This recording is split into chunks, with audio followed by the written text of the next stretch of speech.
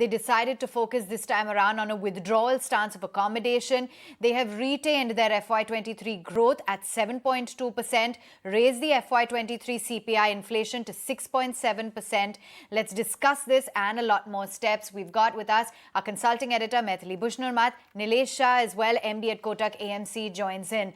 Maithili, you started off by saying that when someone is sick, pumping them with 10x dose is not going to solve the problem. A lot has been announced, but far away from actually solving the problem, given that you said the RBI was behind the curve. Well, yes, unfortunately, that is the situation, because even though the RBI has, in fact, hiked repo rates by 50 basis points, which was, in fact, in line with market expectations, but the upper end of market expectations. So despite doing that, and despite not saying anything about the stance, because remember this time the governor's statement, he doesn't say the stance is going to be accommodative, he doesn't say it's going to be neutral. He very carefully says that we will be focused on withdrawal of liquidity.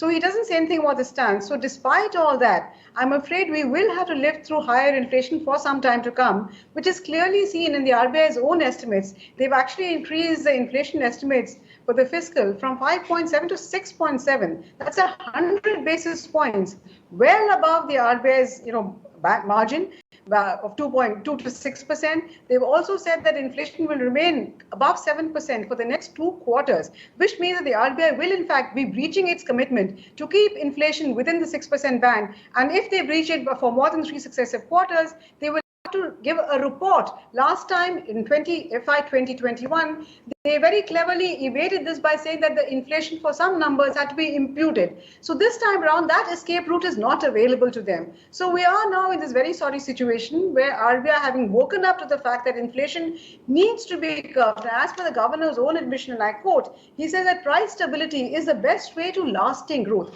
If only the RBI had realized this a year or so ago, we might have been in a better situation today. I know I sound harsh, because this is only because the RBI repeatedly refused to accept that inflation had got entrenched, inflation expectations had got entrenched, and given the fact that monetary policy acts with a long lag, you need to wake up sooner rather than later. Unfortunately, for a variety of reasons, which are too complicated perhaps to go into this, the RBI was trying to keep rates low for the government, etc. The fact is that the RBI delayed, it was behind the curve, and today we are where we are. But maybe Nilesh will take some of the sting off my comments. So Nilesh, it's your turn now.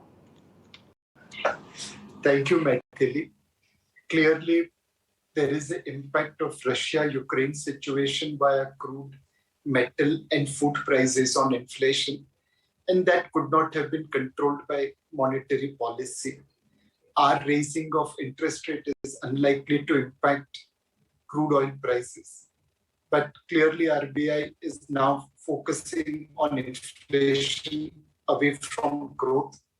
Monetary policy stance has moved from accommodative to withdrawal of accommodation. And RBI still has to juggle the issuance of net borrowing program, which has material impact on secondary market yields. Anyway, it's like betting on a 5th-day pitch where balls are shooting all across.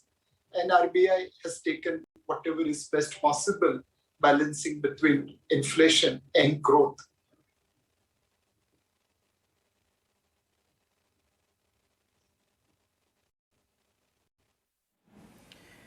Okay, so that's the first take that we are getting from Nilesh Shah of Kotak AMC. And now I'm going to go across to Mr. Ashwini Kumar Tewari, the Managing Director at SBI. Thank you so much for joining us on the big RBI Policy Day.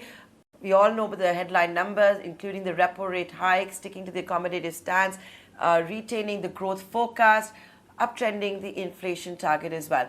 And Mr. Tewari, we're talking when we started to see bond markets also react. Yesterday, it was all about 7.52% for the 10-year yield. It's already down to 7.45%. Your initial comments on what has been announced by the governor? I was listening. Good morning. I was listening to Maithili's comments. Clearly, they are slightly harsh, I would argue. RBI has 3 broad mandates apart from inflation. One is supporting growth. The other is also to act as the government's borrowing program manager. And they have to balance these. These are not necessarily all aligned. And as we are seeing today, the inflation targeting is slightly misaligned with the growth prospects. And growth has been weak. It has not, though it is picking up, but it's still not where it should be. So therefore, this was a difficult act to follow. And now, of course, they are focused on inflation. So we will have some ups and downs, as the governor mentioned. It is the external influences, whether fuel or metals or even food to some extent, all of that is external. So which is not so much in the RBI's control. All they are trying to do is to actually make sure that the inflationary expectations do not anchor, which is the word he used. And therefore, we have to go along with this. I would still think that if this continues and if the external influences are controlled to some extent, the war, of course, is continuing. We may see a moderation going forward in this. We have to hope for the best. That's all I can say at this point.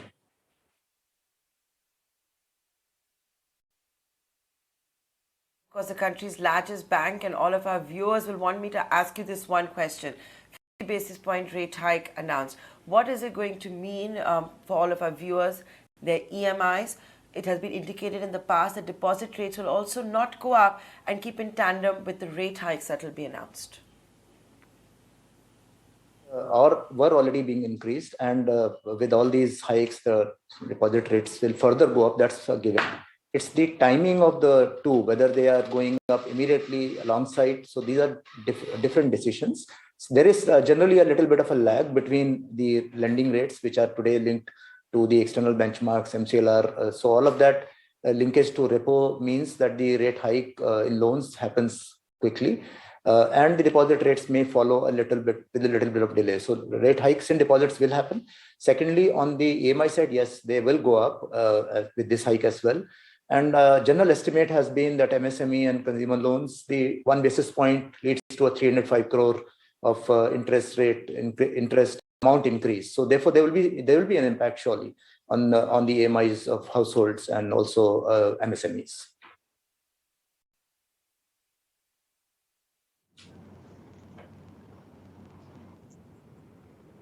Well, I'm afraid I couldn't say all of what Ashwini said, but I would agree with him and with Nilesh that yes, Nilesh, you're right. The Ukrainian war hasn't helped inflation at all. And I agree with you, Ashwini, entirely that yes, maybe I sounded a little harsh, but that my angst really is that, the governor listed all the reasons why inflation is so high. But unfortunately, what he completely failed to omit is how excess liquidity has been a very defining reason why inflation has been high in this country. Unlike even, you have the central banks or the US Fed, where Jerome Powell and even you have Janet Yellen admitting that maybe excess liquidity was an important reason why inflation remained high. In the case of the Reserve Bank of India, we haven't seen that acceptance of some failure on their part. I'm not saying that yes, hindsight is 2020. We all accept that, but the fact is that the Reserve Bank kept inflation kept monetary policy loose much longer than was warranted. But at no point have they ever admitted that this could perhaps partially account for the fact that inflation was so high. And until such time as I think the central bank in our country remains in the state of denial, I'm afraid we are not going to see that focus on inflation that the bank now claims to have got. So that is what perhaps I think, worries me a great deal, that the central bank must do some soul searching also. And yes, they were contributory factors, but loose monetary policy played a very important part in keeping inflation so high in our country for much longer than in the West. Both in the US and in Europe, inflation is high, but it's a relatively new phenomenon. In India, it is not new. We've had it now for close to 2 years. We have a much higher percentage of our population below poverty line, a much higher percentage of the consumer basket on food, where again inflation is high. So I think this is what I perhaps would have liked to see some admission from the Reserve Bank of India. I know it's not easy, but mistakes happen all over the world. Every central bank makes mistakes. So if the Reserve Bank had accepted this and not remained in the state of denial, maybe I would have been a slightly better frame of mind this morning. But let me ask Pranab. Pranab, do you agree that part of the reason for inflation being so high is the contribution that excessively loose monetary policy did play a part? Pranab. No question, Maithili. In fact, I don't think, what you said was excessively harsh. I think a certain degree of harshness needs to be brought in. It should have been brought in earlier. Yes, it was, I think, fairly clear to most of us macroeconomists that the tightening should have started at least 6 to 7 months before. And we are seriously behind the curve. Now, I have, what's really the question at the moment is that how aggressively will RBI try and tackle this? And that really is the question. This time they've done 50 basis points. It's higher than what I would have otherwise expected. I was thinking about 30 to 40 basis points would be about right. Now, if RBI actually overreacts, because they will be under pressure, they have to report to the parliament quite soon, then the question that comes up is, what is the basis on which the growth forecast has been left unchanged? I mean, is the RBI telling us that they're going to do monetary tightening and have no effect on growth? Now, that would be a neat trick.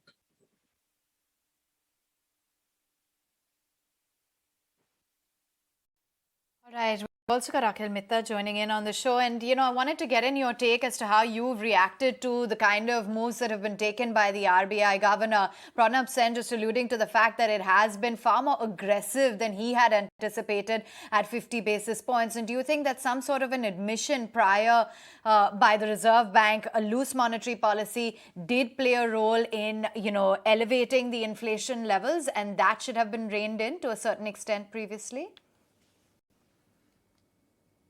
It's subjective, economies worldwide and also in India passed through difficult times because of COVID and related restrictions. So whether RBI did indeed have a loose monetary policy which could have been tightened, it is a very, very subjective call. I would say inflation did start showing a trend of firming up much beyond RBI's comfort. So maybe slightly delayed in terms of probable withdrawal of accommodation, but it's a difficult call to say that the loose monetary policy resulted, especially because of the supply side impact and the restriction-led impact on prices. So that's to that extent, I think RBI has done a good job in recognizing the risk, taking the upfront, that is front-loading the policy actions, out of policy move in earlier May, now 50 basis points. So I think they are on the track.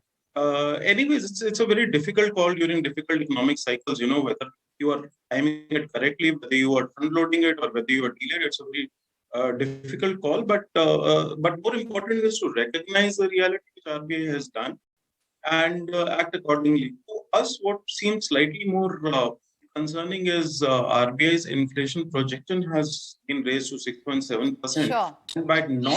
And by not changing growth forecast, it's either they are saying that rate hikes will be much more steeper because so far they don't have impact on growth, or it is the policy could be front loaded much more over nearer term than a calibrated tightening. So either ways, interest rate structure could shift upward. Mr. Tewari, I wanted to get in your views as to what the outlook is going forward when it comes to the Reserve Bank, because the RBI governor did say that going forward, monetary policy measures will be necessary. Do you think they will continue to remain rather aggressive in their stance when it comes to rates?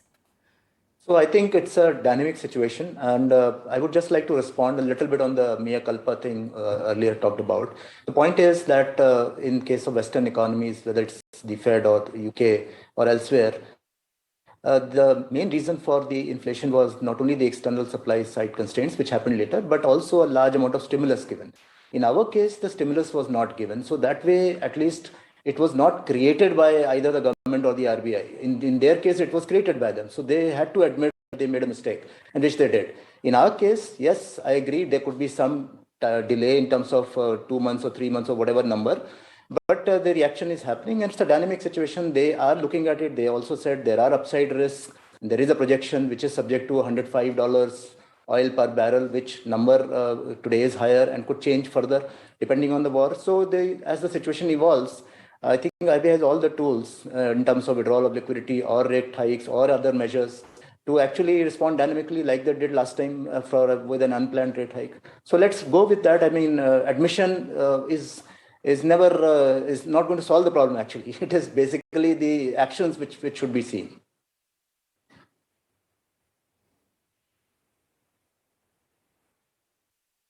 Okay. Nilesh, if I can come to you. And the one question is, we just started to see the bank's turnaround story, the biggest corporate cleanup that we've seen in recent times. We started to see credit offtake go up, there was increase in credit growth. The rate hike that has come in, can it hurt demand? Can it hurt the credit growth that had picked up? Abha, that's $1 million question. We have seen some amount of softness in demand in the month of May, depending upon which corporates we spoke. There is uneven recovery where high-end SUVs have waiting period of up to a year, and low-end entry bikes have no demand, and inventories have reached probably up to 60 days. So in the uneven recovery, softness in consumption demand, capacity utilization, which is struggling, clearly there will be an impact of higher interest rates on demand side.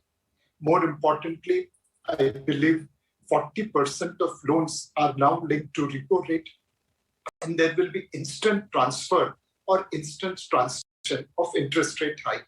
So we'll have to carefully watch how this interest rate hike kind of subdues the demand, which is already on the softer side, especially in the month of May.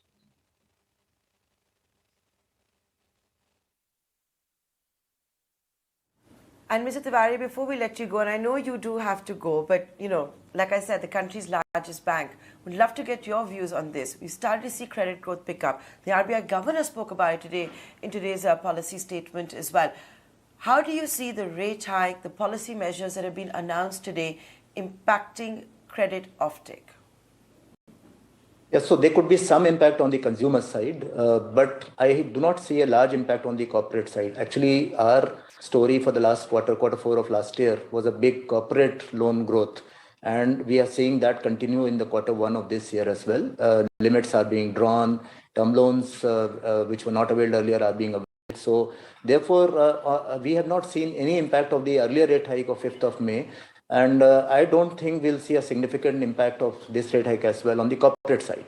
On the retail side, yes, there could be some impact, but somebody who decides to go in for a mortgage, I don't think changes his or her mind just because there's a rate hike. If they need the house, they will go in for it. And in India, it is all about self-residential houses largely, not so much investment-led. So there could be some impact on discretionary spending, but it's too early to call. We'll have to see how that goes. And that may translate into a little bit of a personal loan kind of growth, if at all. So far, we haven't seen anything, but we'll have to watch for the next 1 month and thereabouts for the consumer loan side. Absolutely, Ashwini. I think it's very difficult for us to say anything about what the future will hold for us, not just on interest rates, housing loans, oil prices, almost everything. But thank you so much. I know you've taken time out from a very busy day. So thank you very much. And with that, I think we let you go. But let me now just ask Nilesh. Nilesh, there's this question which is worrying everybody, that now that we've seen bond yields cross that 7.5% mark, what will RBI do if hypothetically yields were to go to say 7.6, 7.7? Will they then be forced to, backtrack and try supporting bond yields once again? Nilesh? Undoubtedly, the size of borrowing program at more than 11 trillion rupee is beyond the comfort zone of market. Last year, we had seen participation via GSEP program. And this year also, market is expecting that there will be some sort of support from the RBI. Now, clearly, if RBI supports the bond program, then liquidity goes up, and that will have negative impact on their inflation control mechanism. So they really have to cross a very, very fine line. They'll be looking forward to some sort of FX outflow, which reduces liquidity. There could be some luck by way of lower commodity and oil prices.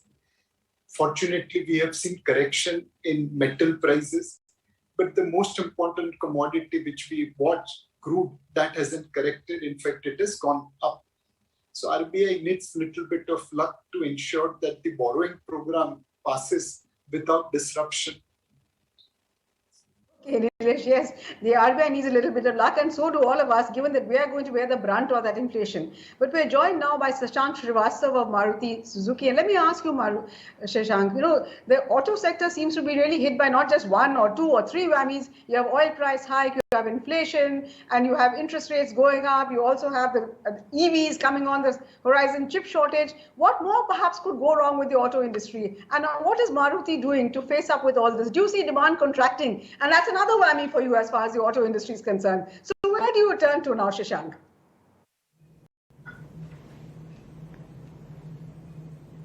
Yeah, so I think a very important question.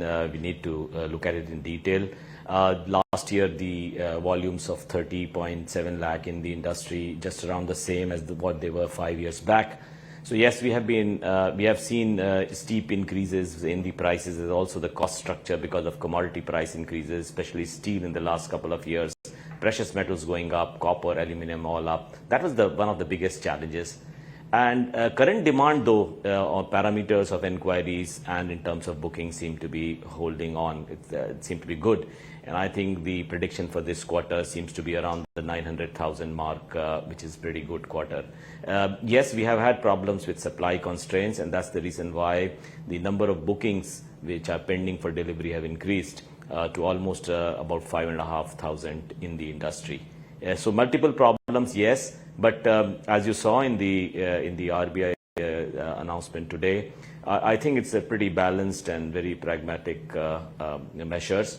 Also gives us some comfort as far as predictability of the monetary policy is concerned. Very good to see inflation actually Q4 expectation much lower than Q1, Q2, and of course GDP growth being maintained at 7.2%. Also a positive because our industry, the demand is basically highly correlated with the GDP growth. So all in all, I think it's good. On the commodity prices coming down, probably it will help with a lag of a quarter.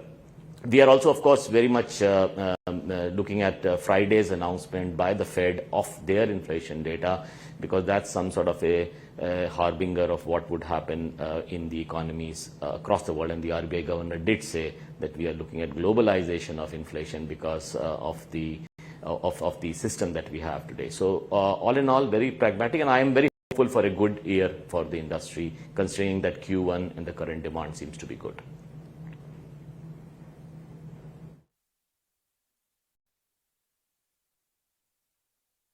Mr. Srivastava, just taking forward that point, Maithili, of course, asked you about many whammies, but the entry-level car, which is so price conscious for consumers, it's such a cost conscious decision that is taken by our consumers. Can the rate hike announced today, coupled with the 40 bips that was announced on the 4th of May, what can it do for demand? What can it do for Maruti's sales?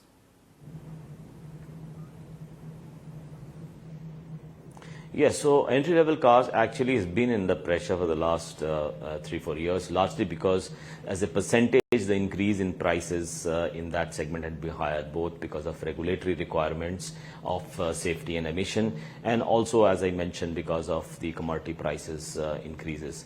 And yes, that is under pressure. The entry level is still under pressure. Inflation obviously reduces the disposable income, especially in that level of that part of the consumer, that segment of consumer. And also, I think what inflation does is it dampens the sentiment, and sentiment plays a big role as far as demand of consumer durables, of discretionary consumer durables like cars is concerned. So you have to be cautious, but you are right. The entry-level car would be under pressure, and if there are increases in the bank rates as well, as we have seen in May, the EMIs going up creates that additional pressure for consumers in that segment. Because remember, in that segment, almost 82% of the cars are bought on financing.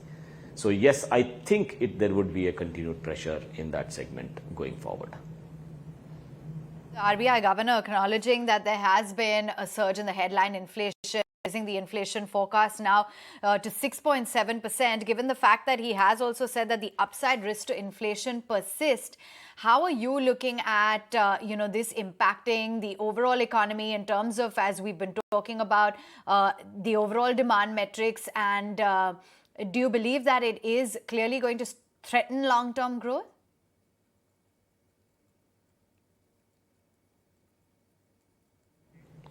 Mr. Sen, Mr. Pranab Sen, that was for you. Oh, I'm sorry. I mean, yeah, you were not very clear as to who. Frankly, what worries me is we've talked a lot about consumers, we've talked a lot about corporates, we haven't really talked about the MSMEs. The MSMEs were already under threat. The fact of the matter is that as far as raising the interest rates are concerned, raising the interest rates are concerned, I don't think is going to make things very much different for the MSMEs. They were just about starting to recover. The bank loans to MSMEs had just started to grow. I don't think that's going to change a whole lot. But what will certainly happen is that over the course of the next year, given the trends that we are looking at now, I do expect MSMEs to sequentially actually lose market share to the corporates. That is not good news for the country, because it really threatens medium to long-term prospects. And that is what is worrying, which is why, the insistence on acting early so that the pain can actually be managed and spread rather than concentrated. My worry is the concentration that we are likely to see in terms of the pain points. Markets as well, because actually quite surprisingly it seems like this news of a rate hike, 50 basis points, as aggressive as it may have been, was perhaps baked into the markets. Up 0.2%, so we have recovered from the low point of the day. Nilesh, appreciate your time. I know you have to leave, so thank you so much for joining in on the show. I wanted to just address the equity markets. It's real estate, PSU banks, and the Nifty Bank Index actually that managed to hold out. And within the banking space as well, you've got most of your constituents firmly in the green. It's led by SBI, RBL Bank, as well as IDFC First Bank and Federal Bank. Those are some of the sectors that are holding out in the green. Akhil, wanted to understand your outlook in terms of what, could be the silver lining. The RBI governor did speak about the overall normal monsoon, the fact that we may see crude oil prices not continue to remain at these elevated levels. Do you think all of these factors put together could help to a certain extent to de-escalate the current situation at hand? See, we are already in an upward trajectory as far as inflation and inflation projections are concerned. So, if I have to put it on a scale, that we have already crossed the majority or the median mark in terms of threats. So, having priced in or having projected in the upper quartile, I think the additional risks or the incremental risks from here would be lower.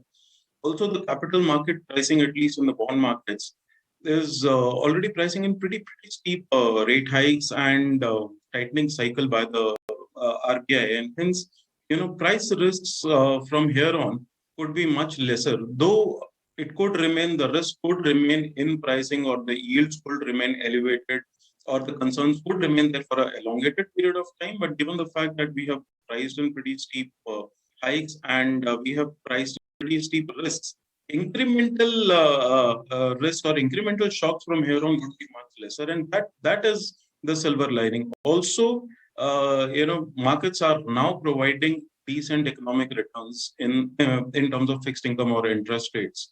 If you recall, last 2-3 years, the returns on the fixed deposit side or on the interest rate side have been pretty subdued, primarily because of lower, interest rate structure, which has shifted considerably in the upward, especially in the capital market. So that's another silver lining one should look at. So large pricing of risk and decent economic return position to start on from here is probably the best silver lining one. Time out to thank our guests for joining in, Mr. Srivastava, Akhil Mittal, Pranab Sen, as well as Maithili. Thank you so much for taking time out and joining in, Nilesh Shah as well. Let's take a look at what's going on with the equity markets. After having touched those lows of about 16,000